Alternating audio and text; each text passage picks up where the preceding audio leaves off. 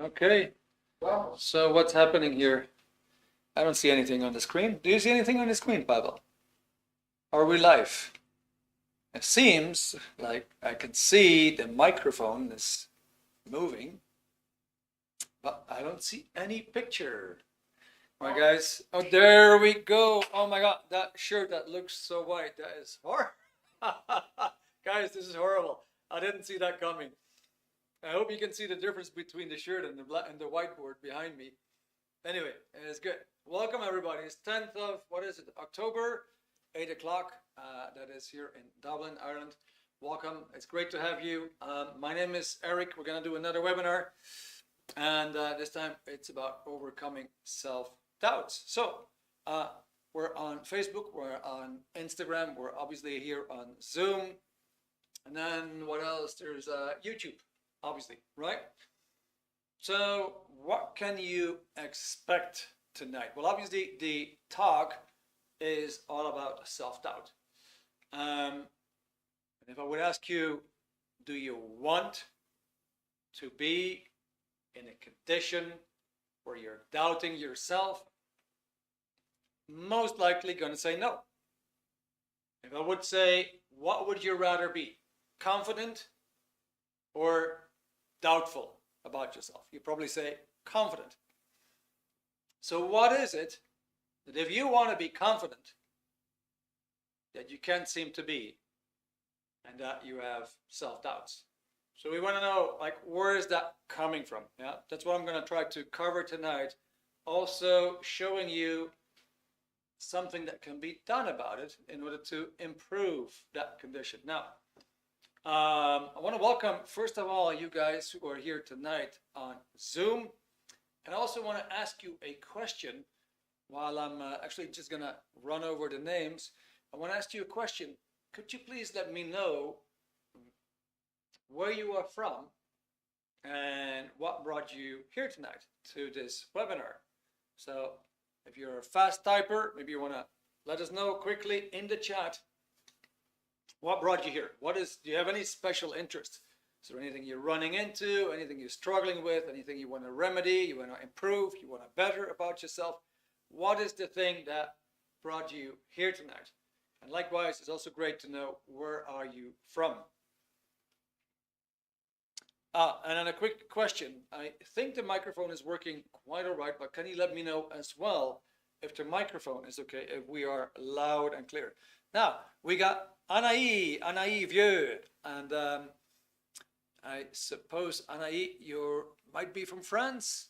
Anyway, welcome, great to have you. And then we have Batman, I love that. Okay, good, so we got a superhero tonight. Fantastic, welcome Batman. Then we have Cindy. Welcome, Cindy. Den, is this your third time, Den? You've been here already a couple of times. Nice to see you again. And let's see, who else? We got Divina. Divina, that is our divine lady. Beautiful. Thank you, Divina, for being here. And we got Ellie from Worcester, I suppose. Great to have you, Ellie. We got Hannah. All right, Hannah, great to have you. Joseph. Joseph, have you been around before? Seems like your name rings a bell with my mind. Anyway, it's great to have you. Giovanna Ramdas, nice. That's lovely. I wonder where you're from, Giovanna. Maybe you can let us know. Ramdas, no idea what country to think of when I see your name. And then we got Orla Oshia. Beautiful, guys. Okay, wonderful. It's great to have you here. So, all right, so we got Ali. I'm a new room leader in, okay, hang on, just a quick thingy. You got to scroll quickly here. I'm a new room leader in childcare and struggle with confidence. And you're from Ireland. Okay, all right, Ali, thank you very much for the answer. Anna from West London. Okay, beautiful. All right, now, in the meantime, maybe there's some more answers coming in. And I just want to actually, kind of like get started with a slide, simply to show you how self-doubts affect you.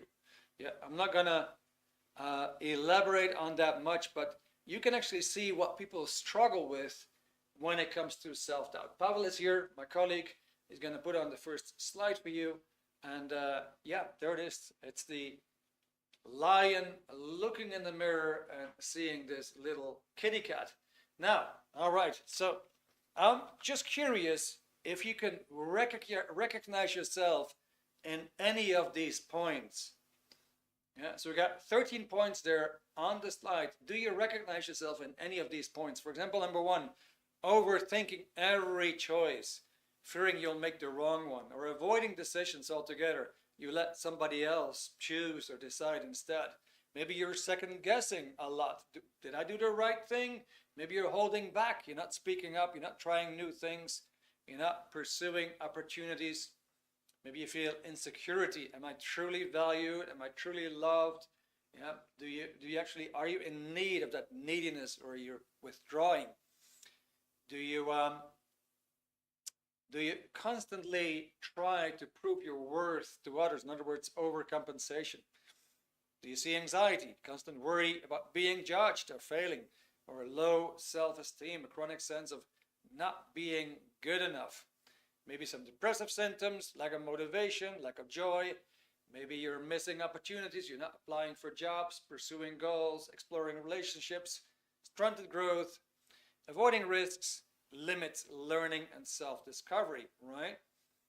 Now, maybe you can see the underperformance. If you believe that you're not good enough, you may unintentionally fulfill that belief. Number 13, dependence on external validation. Seeking reassurance because you feel that you cannot really trust your own judgment. All right, so Hannah says definitely number 7. All right, just curious about the rest of you. Would you give me a couple of numbers there? Anything that stands out for you that you feel like, all right, yeah, I can definitely see this in my character or in my behavior? Be good to, all right, Ali says 1, 2, 7. So the overthinking, avoiding decisions, all right, and anxiety. All right, thank you, Ali. Thanks for that honesty. Okay, now, all right, let's see if we can get a few more answers here. Maybe there's even a common denominator. So we got 2 times number 7 here, the anxiety, the worry about being judged or failing in the things that you intend to do. And we have a number 3 as well. Okay, good. Now, second guessing. Yeah, did I do the right thing? Anyway, so you have a bit of an idea, yeah? You have a bit of an idea what that self-doubt causes, right? In what way it affects you. Now, a quick question. I'm gonna just leave that in here right now, these numbers from 1 to 13, just for a few minutes. Not just for a few seconds. But I have a question. Do you have a question? If you recognize yourself in any of those, do you want to be like that? I mean, it's a rather blunt, it's a rather obvious, it's a rather, I don't know, stupid question. Yeah, it's obviously stupid to ask such a question. Do you want to be like that? Because this, believe it or not, it is like step number 1 in the whole mystery. Like, why am I that way if I do not want to be that way, right? Why am I like this if I don't want to be like that? So you can tell a person, for example, to say, oh, I've noticed you're quite shy. And the person says, yes, that's true. Well, do you want to be shy? Well, no, of course not. All right, so have you ever thought about this? Why are you shy if you don't want to be shy? The person, oh, never actually looked at it as such, right? So here's the thing. There's something going on. It seems to be running on full automatic. Something is running there on full automatic, apparently against you. And that's what we're going to have a look at tonight. So to me, it seems like it's because of fear of past mistakes. Absolutely, yeah. But we want to know, Ellie, what is at the bottom of it? Yeah, what causes these feelings? You could also ask, Well, why am I afraid? Why do I feel that fear? Where is this coming from? Okay, now, post-traumatic incidents, perhaps. Now we're actually getting close. We're about to nail the whole thing. All right, good. Let's take the picture away, Pavel. I'm just gonna ask you something quickly. Have you ever heard that we only use 10% of our potential? Have you ever heard that? That we only use like 10% of our potential. You've heard that, right? Now, okay, so this is gonna unravel that mystery a little bit, yeah? So, does it make sense then that you're not using 90%? Does it make sense? You're not using the 90%? Okay, right. Now, do you know how you can tell? Do you know how you can tell that you're not using the 90%? I'm going to give you the answer. And it's very simple. There's things you want to do and you don't do them. That shows that you're not using that 90%, yeah? We're going to develop this, we're going to elaborate on this data, yeah? But just give it a thought. There's things you want to do and you don't do them. That's why you're not using that 90%. So for example, let's go back to your childhood. You were a kid in primary school and the teacher was putting something on the board and you were squinting your eyes and like, oh, what is he trying to say there? And then you looked around at the other kids, oh, he seems to get it, and oh, she seems to get it. I'm not getting it. And then you wanted to raise your arm and ask the question. And something told you, they're probably going to think I'm stupid if I do that. And you lowered your arm again. Something there was holding you back. Is that right? Something was limiting you.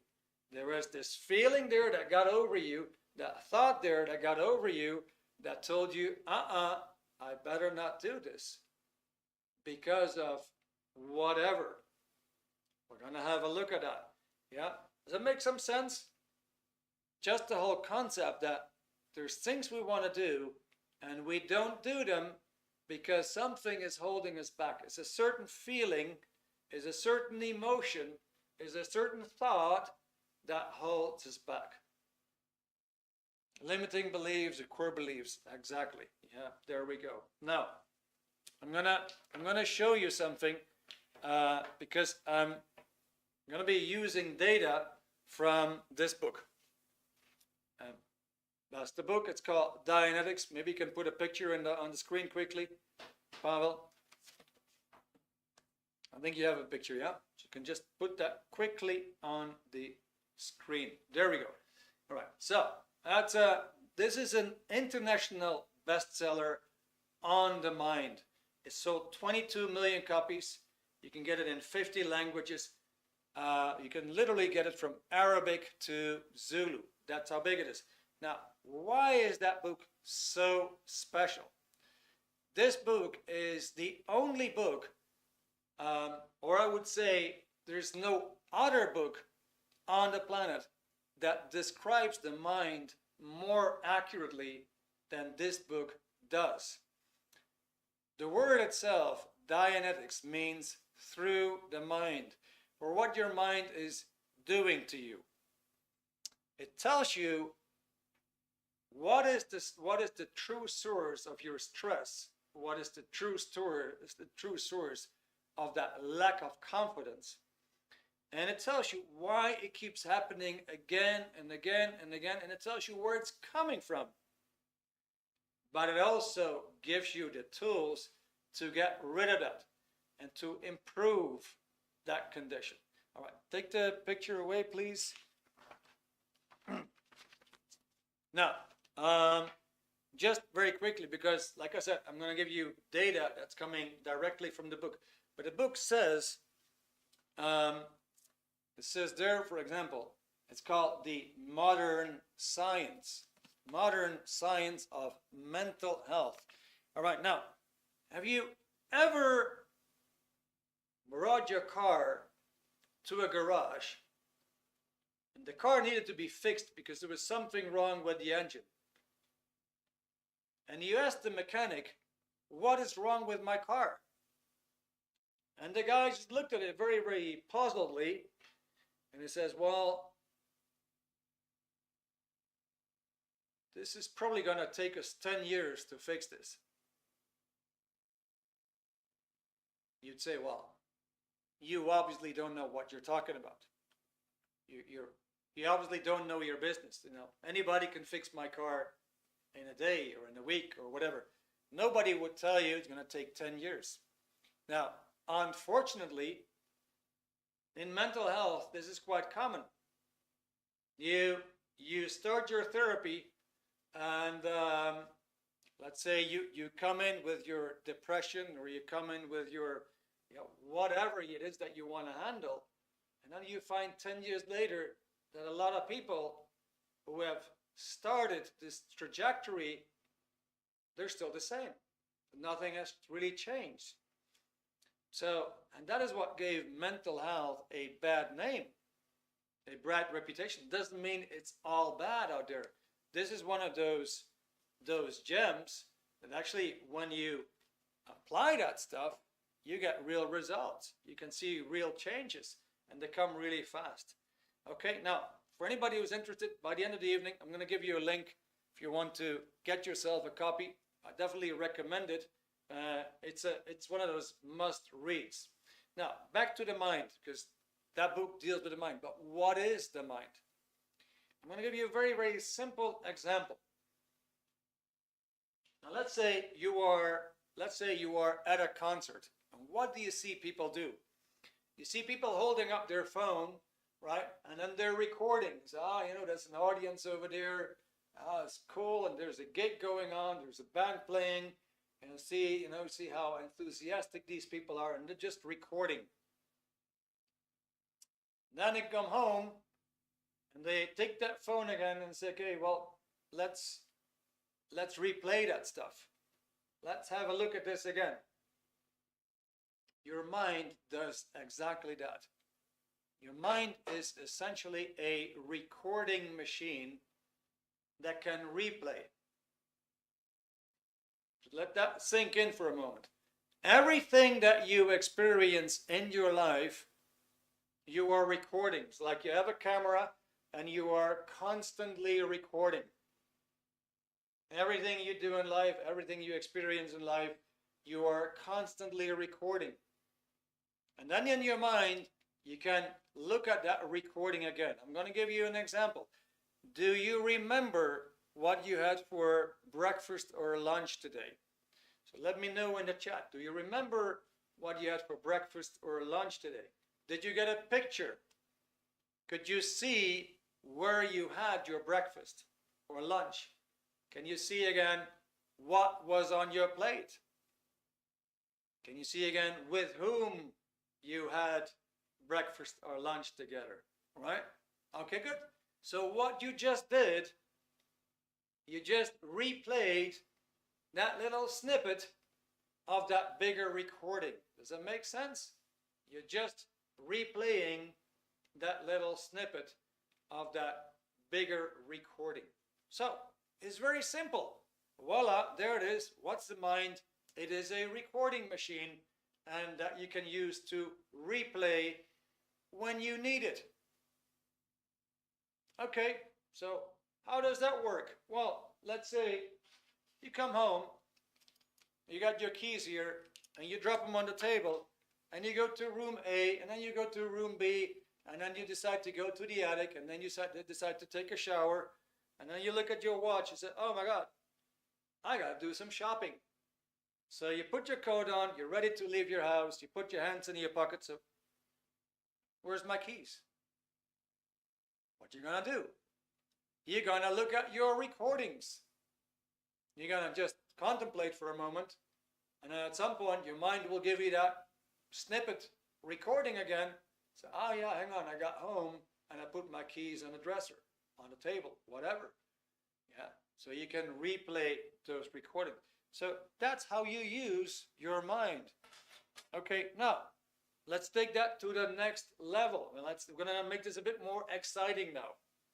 We'll make this a bit more fascinating. So what I want you to do for a moment is imagine that you are sitting in your kitchen. And if you don't have a kitchen because you have a, I don't know, whatever circumstance you live in, let's say you don't have a kitchen, just take the kitchen where you lived before.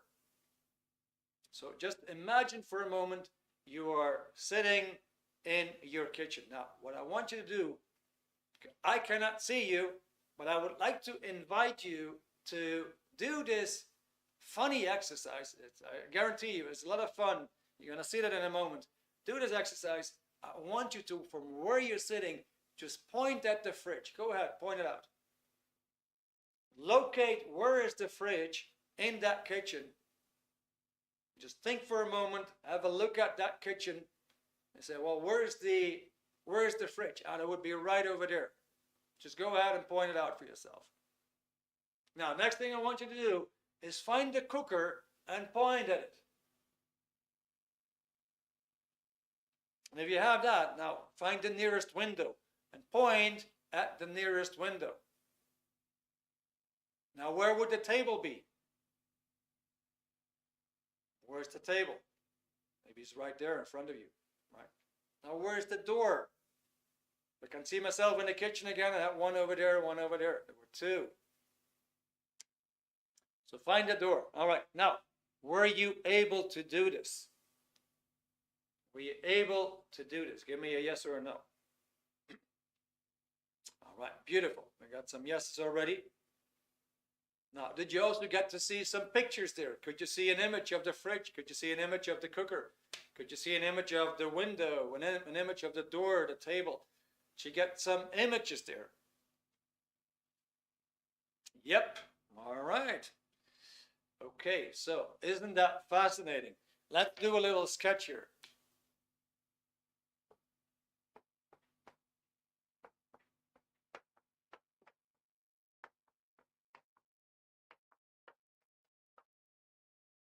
So your mind makes pictures. What is so fascinating about these pictures? Well, what we could see is that these pictures, they are three-dimensional. Isn't that amazing? They're not like two-dimensional Polaroids. They're actually three-dimensional. So you can think of something and it pops up in space. But hey, here's something very, very interesting going on. There is an apparency that there's nothing there. All right? Let me elaborate on that. So your mind makes pictures and you have the apparency that there's nothing there. You cannot touch those pictures. You cannot take those pictures in your hands and put them on a scale to see how much they weigh. You cannot take these pictures and size them up with a centimeter. So, oh, that picture is so long and so high and that wide. You cannot do that. So these pictures are not materialistic. They're immaterial. They're ethereal. They got no substance. So you have an apparency that there is nothing there. But there is something there because you just experienced it, didn't you? Let's think that over.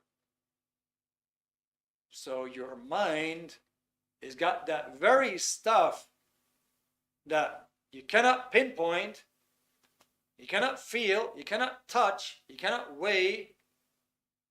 It has no substance. It has the apparency that is not even there.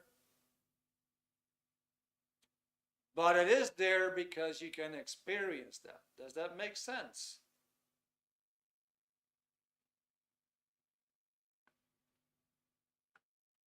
Yeah. Now, This is really fascinating stuff, because when we feel miserable, when we feel in doubt, when we feel anxious, when we feel upset, when we are in grief, whatever, could it be that you are actually influenced by these pictures that create an effect on you, but you have no idea what you're looking at? Does that make sense? There's the fascinating part. Are you getting me? Are you getting me, or should I repeat that again?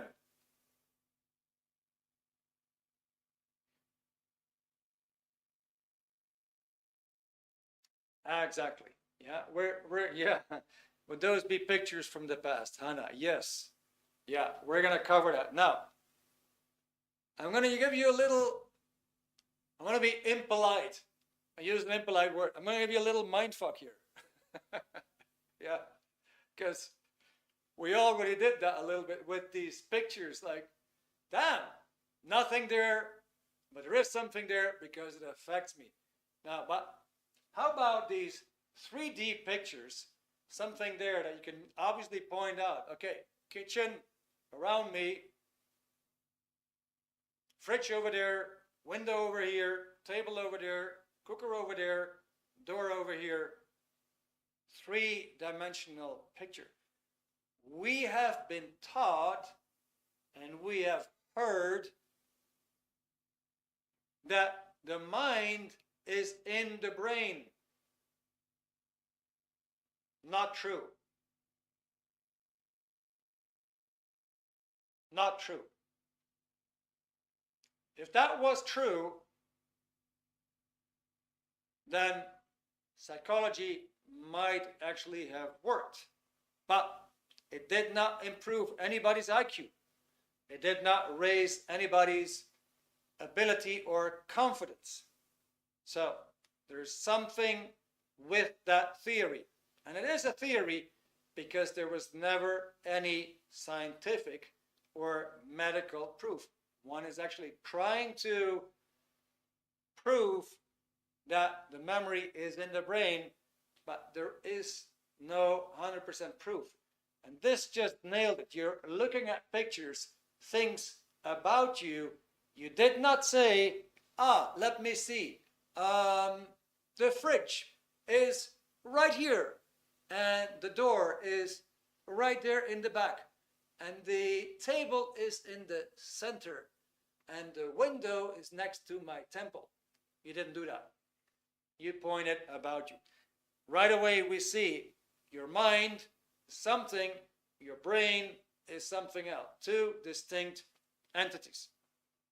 The book I showed you deals with the mind. It doesn't deal with the brain. Okay? Now, obviously, where we're going to go is that the mind has a flaw. What is that flaw? What is that flaw? Let's do a little sketch again.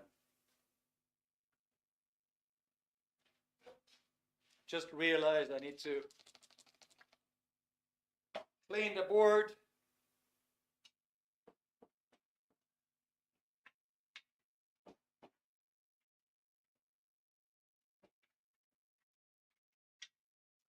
There we go. Now, let's say we take an example of a husband and wife, Joe and Mary, and they love each other very much.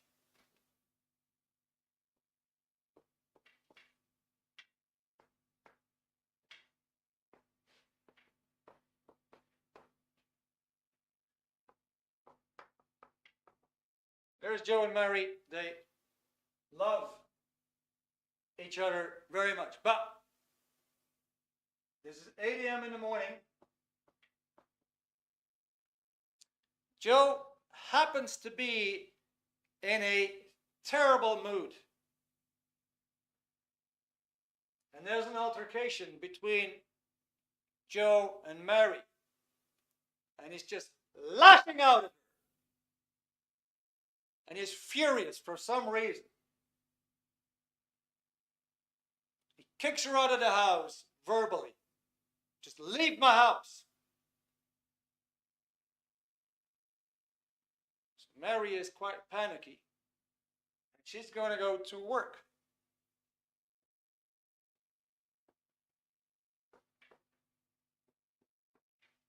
There's Mary.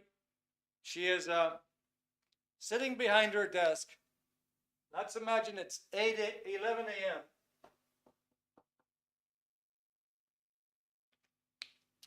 Now, I want to ask you, where is her attention? Is her attention there at her computer? In other words, is her attention at doing her work? Or is her attention over here? What happened in the morning? Somebody's been very fast. Then, thank you very much. You are so spot on as always, and it's on the argument. I think many of you would probably agree, right? It's going to be a bit hard for Mary to have her attention at work. So, let's have a look now. What exactly is that flaw in the mind? Let's do the sketch now with the pictures.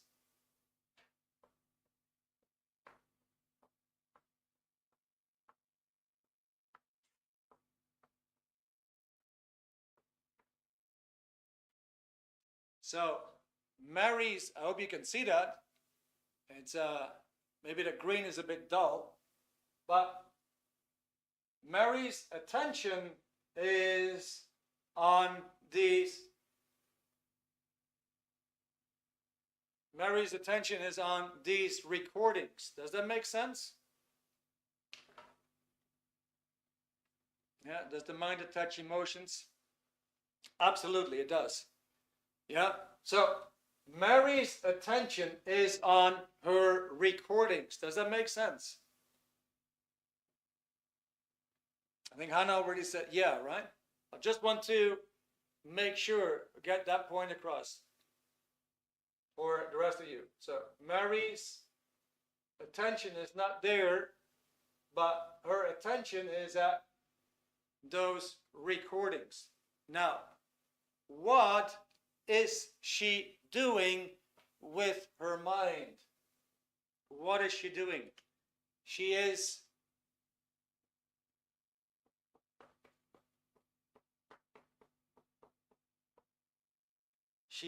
replaying. Exactly. Damn, Ellie. Beautiful. She's replaying a part of the recording. And how is she doing that?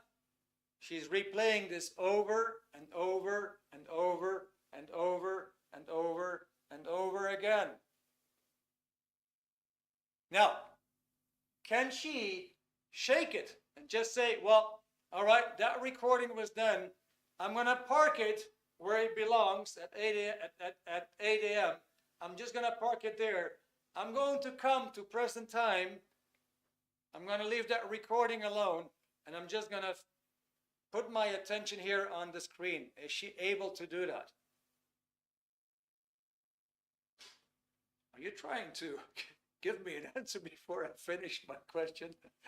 I find this hilarious. That is so good. That's just beautiful. I just look at the screen and have the answer already before I finish the question. But, so, in other words, she's not able to leave that recording alone. Okay? Now, this is the flaw in our minds.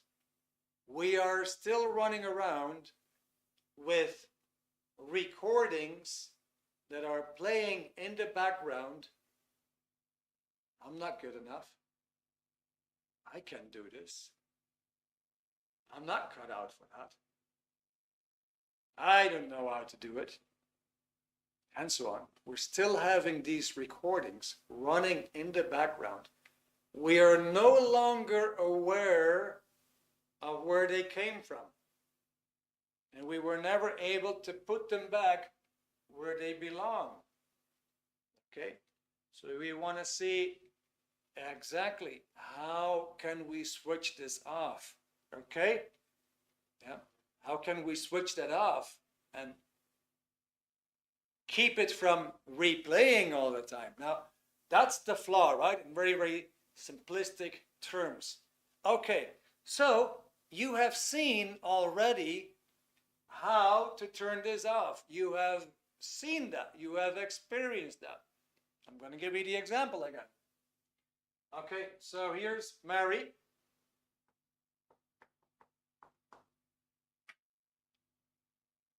At the end of the day, she sees no other way but just have a talk with Joe. Find out what went wrong. So Mary's going home.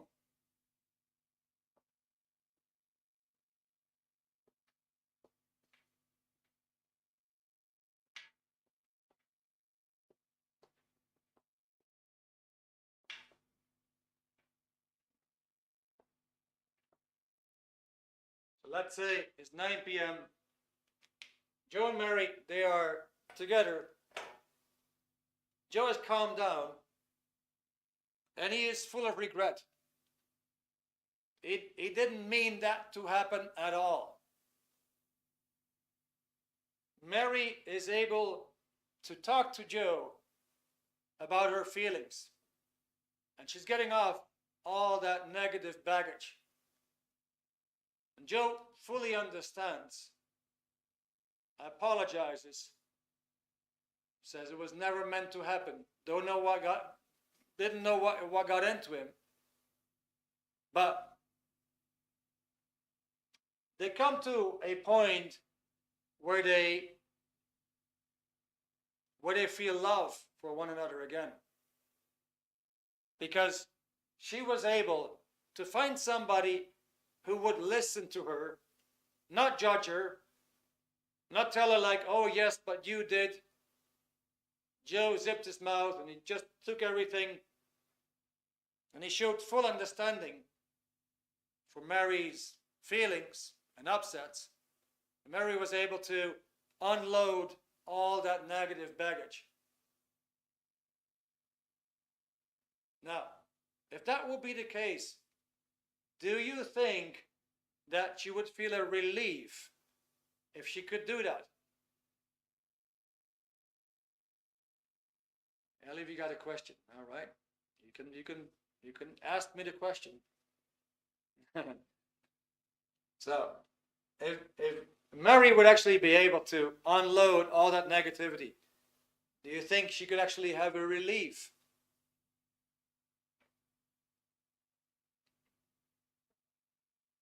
You think that could be a yes or a no? Come on, guys. Give me a yes or a no. Both?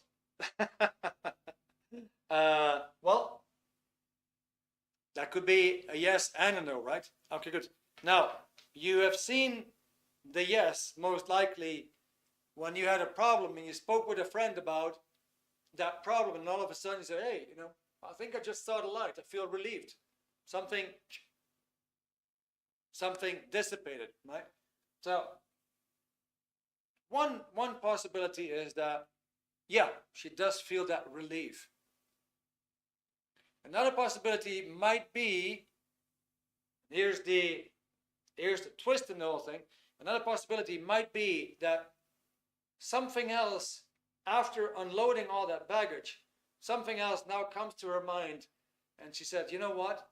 I had a similar experience with either with him or with somebody else, and all of a sudden her mind is presenting that something earlier that happened to her that she didn't feel good about. If she's able to unload that baggage as well, that relief most likely will come. Now, I'm going to ask you, if they come to a mutual understanding and they can hug each other again, let's say that would happen, is Mary's attention then still at what happened here? So if there's a perfect communication between them, and Job shows full understanding, when he apologizes, he doesn't make Mary wrong in any way, and Mary is able to get everything unloaded, all that negative baggage. Yeah. What could happen is that her attention is no longer there. It has freed up. Just a simple example, yeah? Many times it will work like that. Just to give you an idea. Many times it will work like that. Okay, now, let's imagine this. We're going to go back. We're going to go back to this situation where we started initially. This altercation. Mary goes to work, right? She's still upset about the whole thing.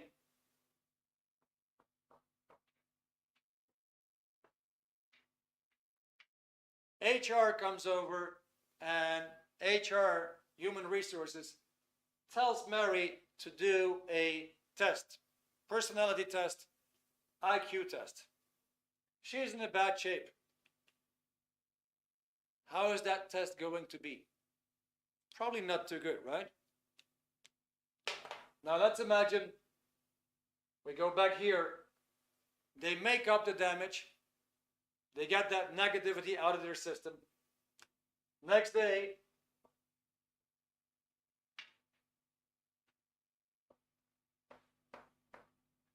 there she is on her chair. And now HR comes back.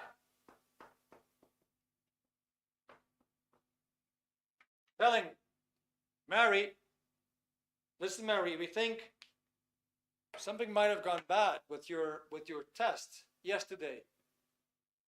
Would you mind doing it again? What do you think? Is the test going to be better right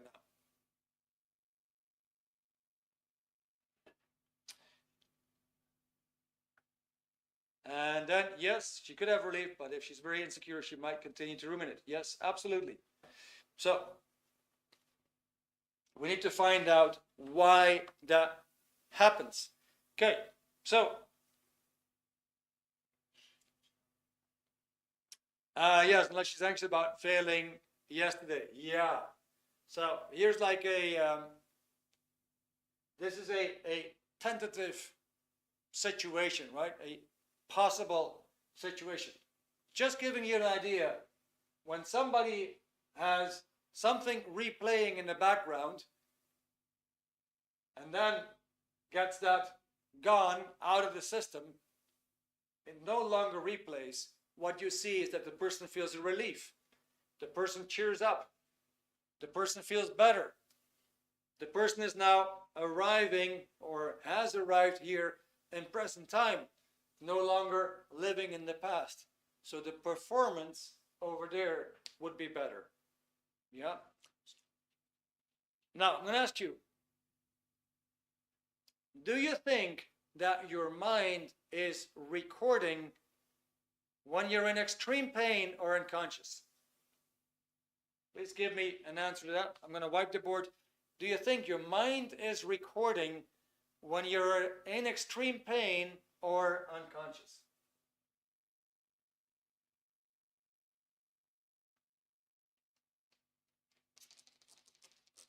Somebody says yes, and somebody says no. All right. And my colleague Pavel, it just tells me somebody says nothing.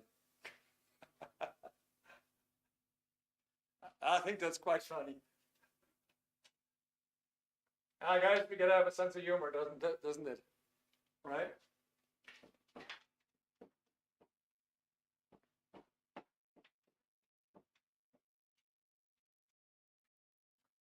Okay, so now here's Here's a fascinating part.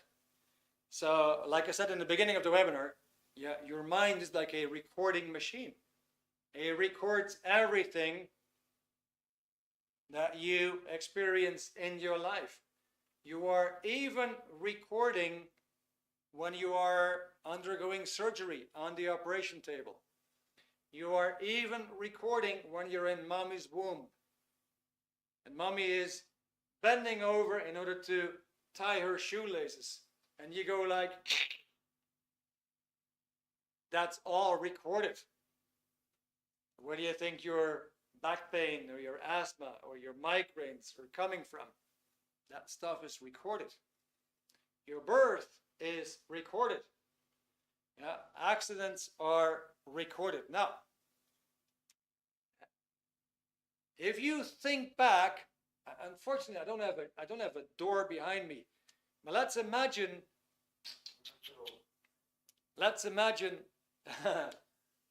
Maybe I can draw a door.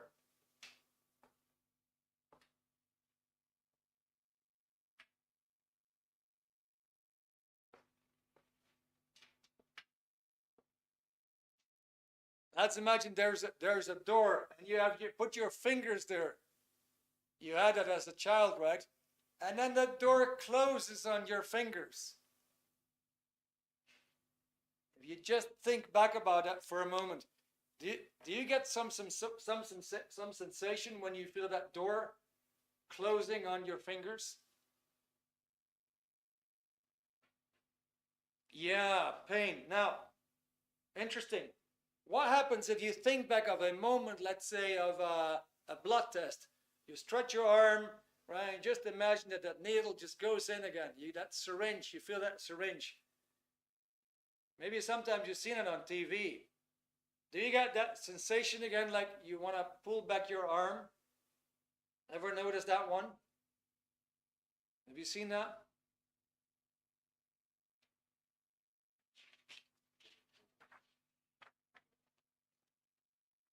All right, good. Now, that tells you there is, if we go back to that picture, like there's something there that you cannot really touch, but I'm going to get to you, Pavel, in a second. Yeah, there's that picture there that affects you, but you don't know what you're looking at. So there's some kind of a force affecting you. You don't know what it is. That's what we need to find out right now. So you're saying that the door is from where our monster is coming through. Well, what I'm saying is that you have a recording of it. That recording has pain as part of it that you can now replay and feel again. But you do that even without your consent. You do that even without you knowing that you do so. So here's how it works. I'm going to give you the next example.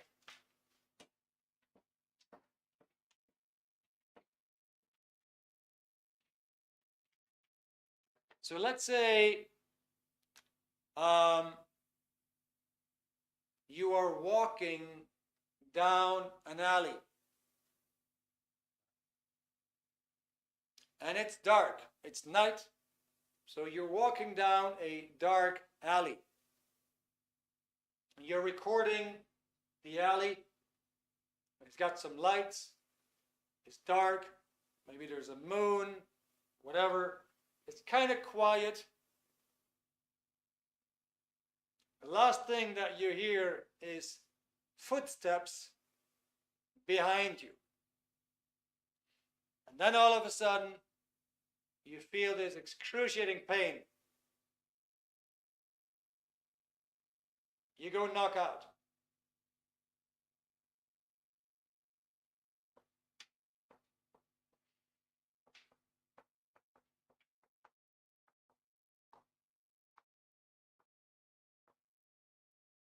So, you're recording here. There you have an incident where you are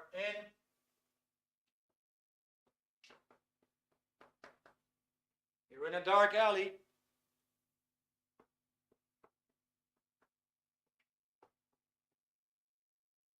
You're walking down that alley.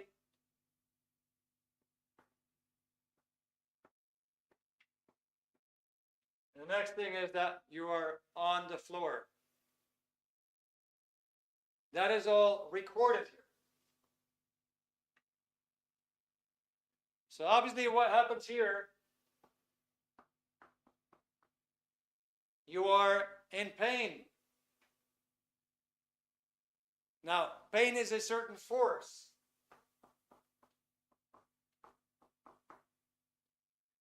That pain is not only physical pain, that is also emotional pain. Okay, so let's imagine you got these pictures, just like you're carrying suitcase with you. You're carrying these pictures with you every day. All these pictures, all these recordings, you just carry them with you all the time. So now, 2 years later, same guy. He's walking. All of a sudden,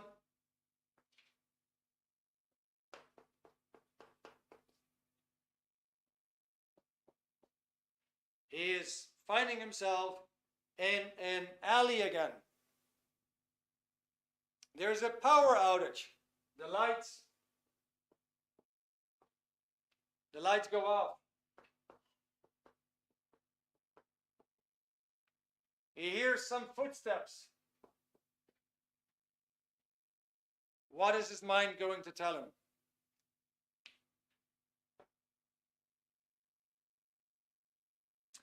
Let me read in the meantime.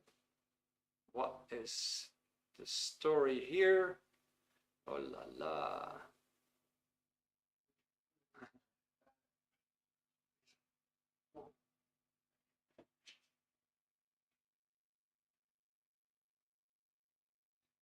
Yeah, so, all right. Save Mustafa. Yeah, so Pablo's gonna give you give you my telephone number, my WhatsApp number. Feel free to send me a text message. All right, now don't walk through it. Yeah, do you think at that point he is going to get some kind of a sensation that comes over him that takes control of him? You think that's going to happen? Some kind of a sensation is going to take control of him. All of a sudden he feels scared. All of a sudden perhaps he feels numb. All of a sudden he feels like he cannot move. Or perhaps he feels like he should run. Do you think something's going to come over him that controls him and he can no longer really think logically or rationally? Do you think that's going to happen?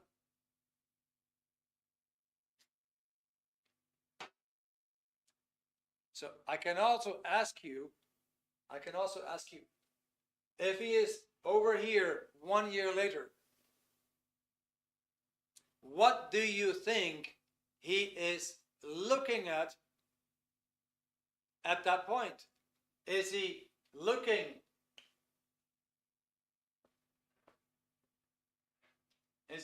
about him in the alley, or is he actually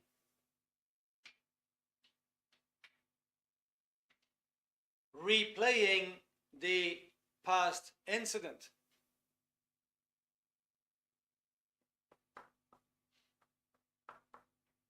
So what is he going to do?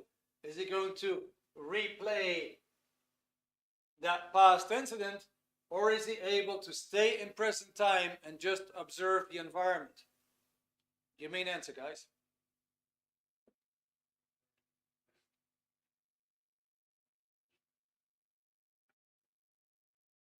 He's going to run. All right. Okay. Yes, flashback to the previous incident. Okay, replaying. Exactly. This is how it works. This is how it works. So that is the flaw in the mind. Maybe there's a friendly lady, her footsteps that he hears, but in the mind he has already identified this situation with a situation in the past. Okay, so what is the problem here? That replay is automatic.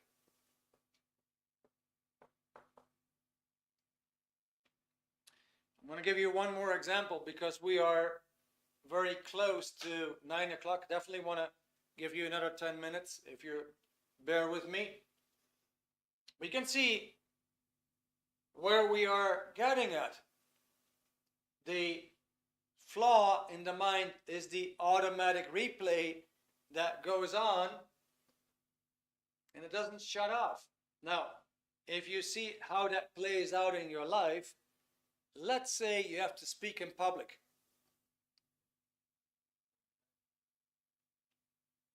I cannot be here, Pavel, and be with your question. Feel free to answer the question. Yeah, feel free to answer the question. So, how do these things play out in life? Yeah, how does it play out? Let's say you have to speak in public. Something goes on automatic replay. Now you have the knot in your stomach. You got the butterfly feelings. Your legs, they go kind of shaky, not very steady any longer. Maybe you want to try to hold the paper still, and you can't. You're kind of like that, very nervous. You may have a dry throat, and all of a sudden your mind goes blank. Something controls you, which is the automatic replay. And you don't control it. You cannot shake it. So imagine if you could put a stop to that automatic replay, if you could be in control over your mind, rather your mind being in control over you, then you got the problem solved. Now, needless to say, the answer is in the book. How do you do that? So, just to give you another example, yeah?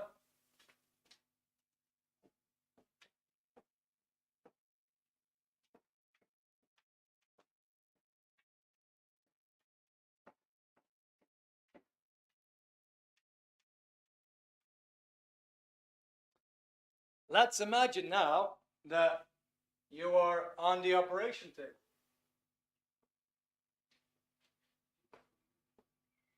You're on the operation table. There's two surgeons. One says, "How is your wife?"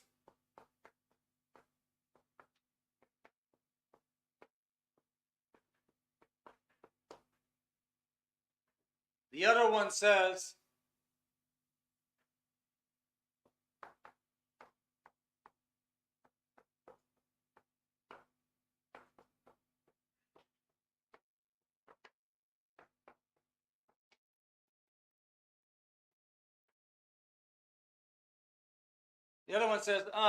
you know, you can't trust women, or you can't trust your wife. Or you could say, "I don't trust my wife." Well, let's say it would be something like this. "I don't trust my wife." Do you think that the guy here on the surgery table is actually recording that message in his mind? Could it be that he makes a full recording of it? What do you think?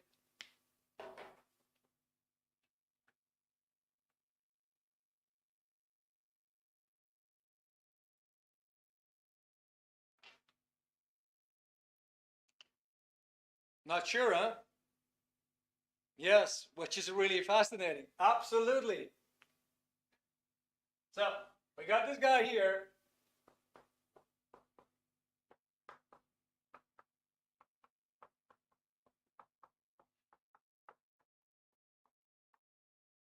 He's recording the whole thing subconsciously. That is the subconscious mind. Below his awareness level, he is recording the whole damn experience.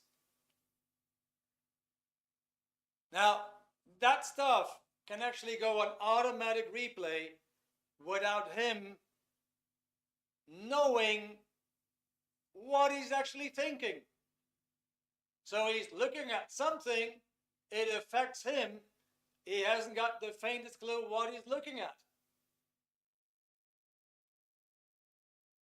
Now, you can imagine, his wife is always home in time.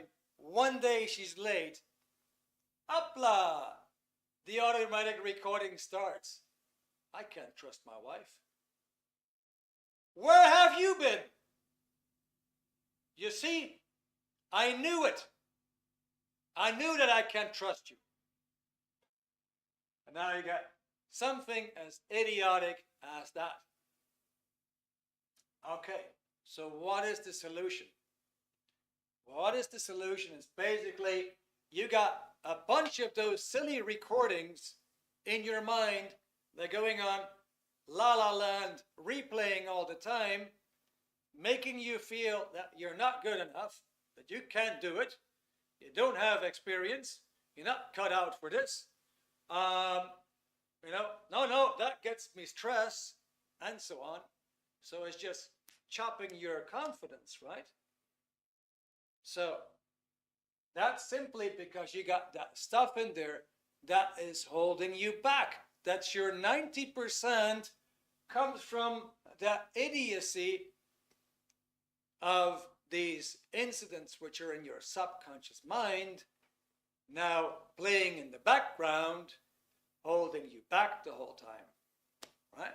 That's what it is. Okay, so all we need to do is make you become aware of what kind of recordings they are, and you say, now I understand where it's coming from. By that time, they will no longer run in the background. By that time, you've actually put them in the bin because you found out for yourself, I don't need that crap. I don't need these memories because there's nothing valuable about it. Does that make sense?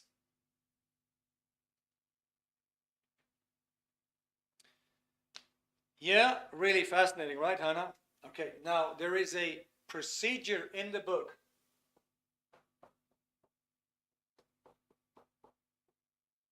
And it's called auditing.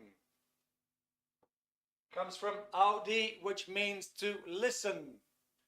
And is a very specific method that zeroes in to find the exact moments which are on automatic replay and keeping you down so that you discover them and you can actually ditch them. You can stop the automatic replay. The way it's done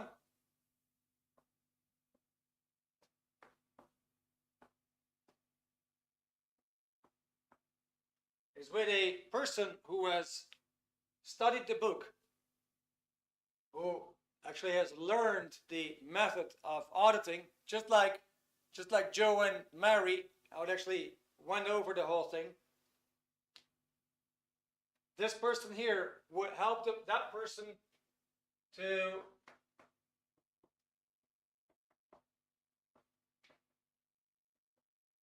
locate and clean up the certain recordings that have been doing this person in.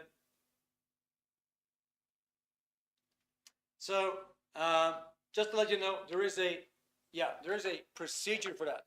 I can't really go into it because I would keep you another 15 minutes, but it's very simple to learn. It's very simple to do, and the results, the feeling, the certainty you get from that is just absolutely great. Okay, good. So where are our experiences recorded when we're present in subconscious mind? No. So, and you basically, the book distinguishes two types of the mind. The analytical mind, right? These are just memories. These are things which are just for grabs. You remember a moment that you were on holidays, and boom, all right, you have the picture. I can see the hotel again. I can see the swimming pool again. I remember I was sitting on a stretcher with a cup of coffee next to the swimming pool. These are memories. Those things there, those moments of pain and unconsciousness, those are like etched in your system, but they're not really ready as a memory. These are like recordings, but not memories, because they're not easily for grabs to look at. Nevertheless, they're there. They're just the kind of recording that is below your awareness. So the book will actually tell you how to get your awareness up, so you become more and more aware of those moments, those type of recordings that are in your subconscious mind, and at that moment, they no longer affect you. And that means you're now in control over your own emotions, you're now in control over your own feelings, and you're now in control over your own behaviors, rather than something else putting you under stress and keeping you down. Basically, yeah, I would invite you to read the book, and that will actually get you the full answer. At this point, I actually want to share the link with you, because it's pretty amazing. Like I said, you can have it in 50 languages. You can have it from Arabic to Zulu. You can have it in Filipino. You can have it in, I don't know, in Farsi, in Brazilian Portuguese, or in Castellano Spanish, and Latin American Spanish, and German, and English, whatever you want. That book is a life changer. Just the information alone is going to, give you so much more knowledge about yourself. And with that, you have a tool to help you, yourself. You also have a tool to help somebody else. Get the link, Pavel. All right, there's the link. Okay. Now, I'm just going to shut up for a minute, let you have a look. In case that you, I'm going to make you this deal, yeah? In case that you want the book, and you want to get a couple of free videos from me, like films that come with the book, I'll be very happy to send that to you. Yeah, I can send you testimonials, but I'm also happy to have a personal communication with you. Maybe say, hey, Erik, I want to try a free session. I want to try this stuff. I want to see how it works. And I'll be happy to help you out with that, give you a free session so you can actually experience that.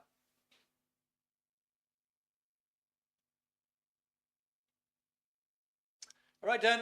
Thank you. See you again. Lovely.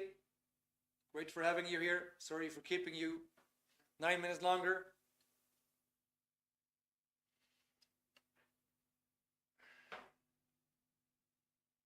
Hannah, thank you so much. Yes, you are most welcome, Hannah.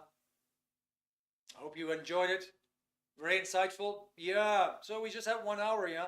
What we're working on, I'm going to try to set that up this week.